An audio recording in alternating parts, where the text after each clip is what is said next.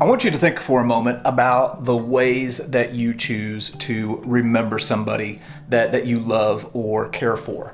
Maybe you keep a photo of them in your wallet, or maybe you have some digital pictures that you keep on your phone or on your computer, or maybe a little video that you took. Well, in the past, they didn't have access to those kinds of things, so there were other ways that our ancestors and people of the past remembered the ones that they loved. And we're going to be looking at some of those interesting ways in this episode of American Artifact.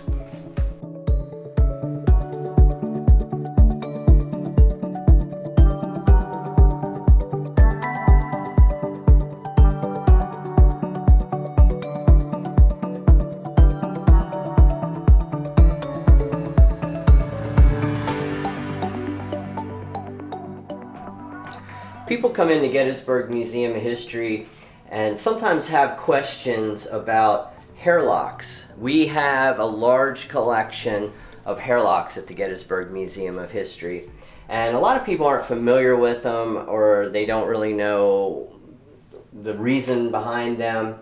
And I'm going to give a little history of my personal experience with hairlocks. When I was in my early 20s, I met a collector named Robert White. He was a very famous collector, and he was the one that had our Kennedy collection, and he also had a few of our other really high-impact pieces here. And he was primarily, originally an autograph collector, and then he branched out into historic relics. And one of the things that Robert White was very interested in was historic hairlocks, and I had never heard of such a thing either. And I went to view his collection, and he had hairlocks from all kinds of famous people, and I just was so blown away. And he would say to me, it's one thing to have an autograph from somebody, but how about an actual piece of the person? And I was like, ooh, that's kind of wild. But the reason behind hairlocks and the reason why there are hairlocks is in the 19th century, before photography really took off, people would clip hairlocks from people in death. Usually when someone would die, a husband or a wife, they would take a hairlock as a memento because they may not have had a photo of them. There were also hairlocks taken before death. You see a lot of Civil War soldiers will have a picture of their wife, and then they have a hairlock also. So it wasn't just done in death. It was done throughout life also. We have some pretty spectacular ones right here. I'm going to go over them real quick. The thing with hairlocks is, back 30 years ago or so when I first was introduced to them, there wasn't eBay, and there wasn't some of these outlets for forgeries that we see today. Most hairlocks were held in the collections of really prominent collectors such as Robert White. Now you see them on eBay, and they've almost become a joke because people have taken hairlocks and separated them and made little tiny pieces of them, and it's really gotten obliterated pretty much. But we still have a bunch of what we call copious hairlocks, undisturbed hairlocks, and the most important factor of these hairlocks is that they have to have solid provenance. And I always say the provenance has to be from someone who was there, and it has to be close to the event. Meaning, it can't be some letter that was written yesterday. It has to be from back then. We're going to start going over a few of these. This is a lock of George and Martha Washington's hair, and that came from the Robert White collection. And Robert White passed away a while ago, and his collection was sold. But even before he passed away, he sold a good number of his hairlocks to another collector up in New England, who actually is the Guinness Book World Record holder of hairlocks, and he had sold a bunch of them. But Robert White had kept his George and Martha Washington hairlock, and when he passed away, we were able to get it. Now, the provenance of this is that George Washington didn't have any natural children, but Martha Washington did, and her children had this hairlock, and it was passed down through a local museum in Virginia, and Robert White had gotten it He knew who had it in the early 20th century through about the 1940s or 50s, and he was able to get it from that person. So it came directly from the family, and it's an undisturbed hairlock, a copious hairlock of both George and Martha Washington. So again, whenever we're looking at these hairlocks, these are remembrance items that family and friends would have of people. But there's something else that was a little bit odd, I guess you could say, by today's standards, that people would have to remember their loved ones by, and that is post-mortem photos. So if you think about it, the mid 1800s is whenever we are first seeing photography. So a lot of people didn't have pictures of their friends or family in life. So like in the case with this gentleman right here, well, they would get a photo of them in death so that they could remember their face.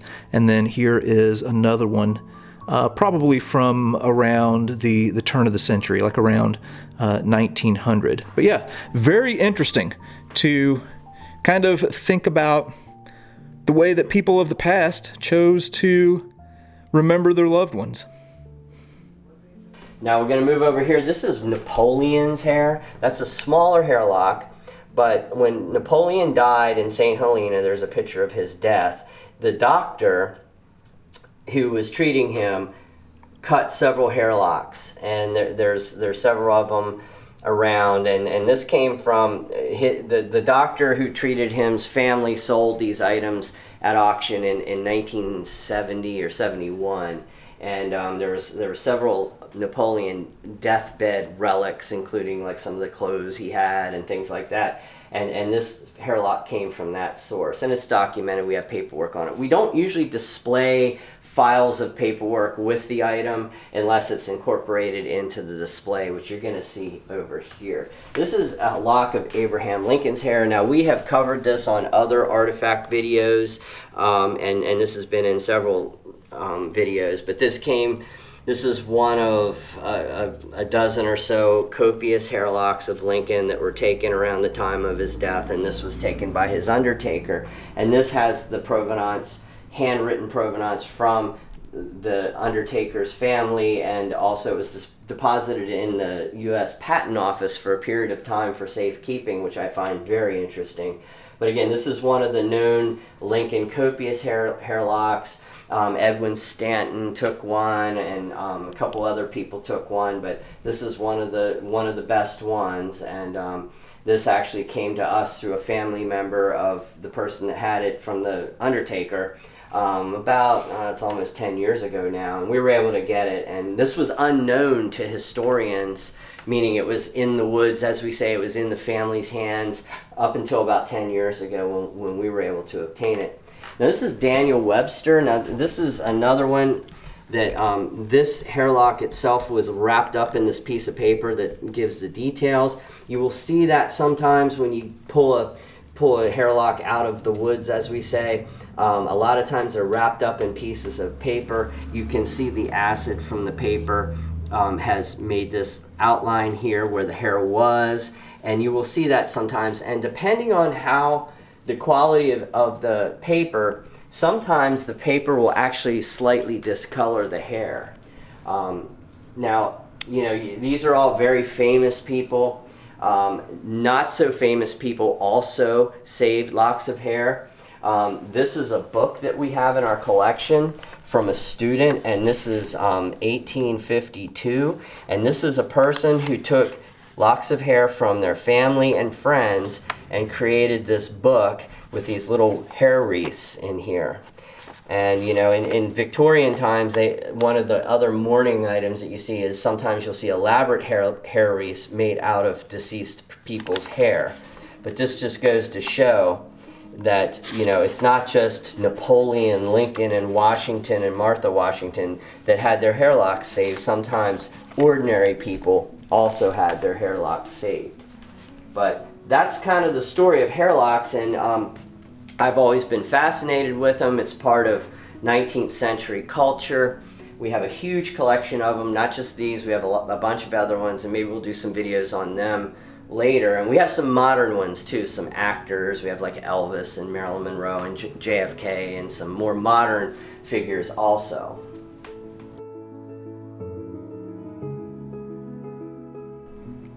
I want to show a few more things out of this book just because I find this so fascinating. Take a look at the work that was done with this hairlock and just the intricacy of the design. So fascinating. And the girl that put this book together was like super creative. So I've got Eric helping me out. Let's go ahead and flip to the other page here. Take a look at this.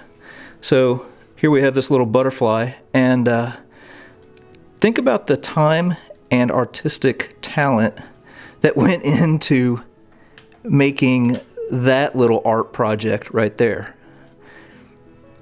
I'm telling you, in 100 years, I don't think I could ever design anything like that. Very fascinating. That's wild.